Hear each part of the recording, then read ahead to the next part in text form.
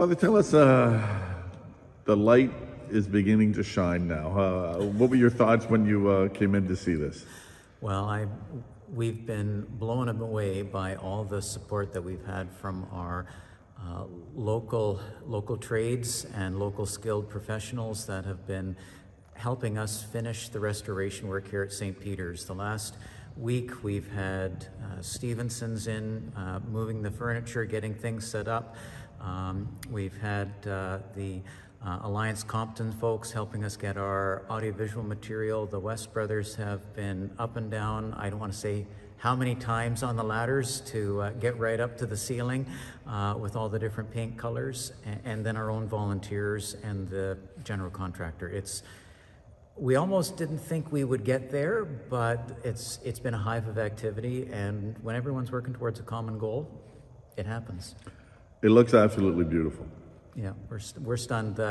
We ended up not sure how we would structure the paint colors, and a day before we needed to make the decision, we found out a new member of the parish was an interior designer specializing in churches and religious houses, and Susan is her name. She's done a fantastic job, and the stained glass pops, the colors are lovely hues of blue that just tie into the lake and really just let nature enter into the space. And it's really a place for everyone where you can come, be still, and just feel the heart of a space that's been a spiritual center in Cobourg for over 200 years. The walls resonate with people's prayers, with their heart, and with the energy of goodness and grace, and just coming and being in here, regardless of where you are in your own day. You just, the goodness radiates in and pushes out things that need to go. When you came, it was underway, wasn't it? Or... Pete, when I came, my first introduction to this place was your videos. And so I came in, everything was covered in dust, everything was covered in tarps, things moved together, and we were right in the middle of our final stages of the plaster restoration. So the plaster team and the folks that were working on the structural elements for the new roof that was put over top of the old was right in the thick of it. I don't know if you can see up to the wall where it meets the roof. There was about a 1 foot gap, and it was exposed to the elements because we needed to put steel beams 4 feet down into the brick wall just to secure the roof so that it wouldn't expand and that everything would be tight. So it was, I came in the middle of a lot of work being done, and there were good people all around that was keeping it moving, and I've just been blessed with more people, more skills, more trades, and more people bringing their gifts alongside, and so it's been wonderful.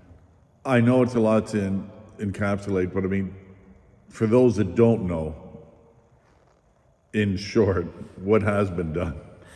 What has been done is we uncovered 5 years ago, there were structural issues with the ceilings, with the plaster, and we had some engineering orders that said we needed to reassess the building and have a plan to make it viable and to make sure that it was a safe place. And so, big financial hurdles. The congregation had to decide: could we take on a multi-million-dollar project? Where were we as a community?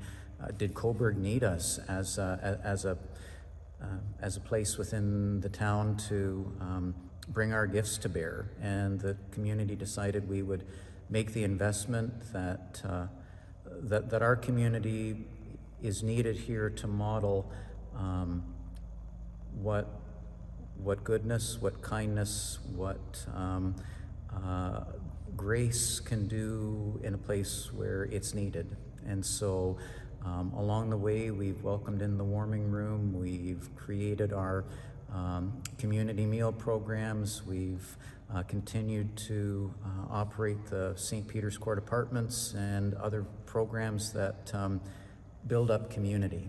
And so, and as we've done that, we've worked towards bringing back this place where it's a place of contemplation, where we can be fed and nourished, and a place where hearts can sing, music can lift up, One of the interesting things that we had, Pete, is that the organ hadn't been turned on for 5 years. And when we went to turn it on, we found a few dead bats in some of the pipes. And of course, the dead bats were in the 16-foot ones. And those are a little bit tricky to tip upside down and get the bats out. But you got to do what you got to do in life. And so you take the spaces you're in and you focus on building community. But to build community, your hearts have to be in the right place. It's about letting go of things. It's about receiving strength. And for us here at St. Peter's, our life and rhythm of life is girded around finding our strength and our values and our loves and letting them be amplified in community and pouring them out for others. And so as we look at this place and see all the treasures that had been put into storage, brought back out to remind us of beauty and to share them with the community is wonderful. So we're just so thankful of being able to open, and we appreciate everyone's support. 2 last questions. Looking forward to Sunday.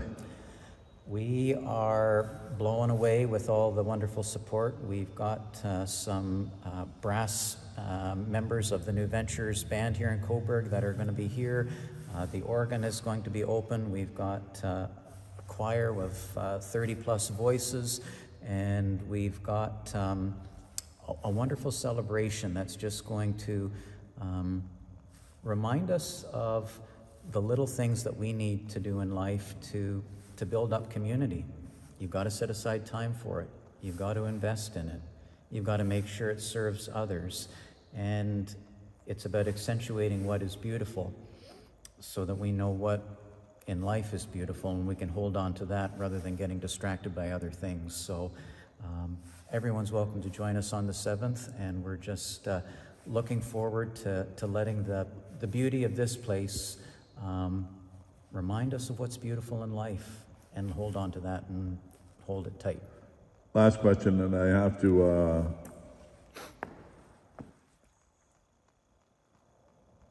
Patricia would be very proud of this. We've our chairperson, who passed away through the final stages of the campaign, Patricia Perkin, was a girl who grew up in the pool hall here. George ran it for the longest time, and she would always call Cobourg Fun City. And she knew that when people worked together, and that when people focused on serving and lifting up others, not just themselves, that the fun became bigger. And as she taught at Gummo and passed on her wisdom to her students, she would always try to teach that there are eternal values that give meaning. And for her, her faith was something that reminded her and her family and those closest to her that we can't do everything ourselves. As big as we become, as successful as we become, as grand as our dreams are, when they're offered to higher purposes and higher callings, they just become bigger than we could ever ask or imagine. And for her, this church in Cobourg has always been a sign that we're not alone in this world, that our struggles are things that God's gifts want to be poured into to give us strength for, and that lifting up others lifts us up as well. And so as we think of Patricia, we think of our restored cross that gleams brightly, that we can see from all over town. And we're just thankful that she was one of the guiding lights that got us to this place.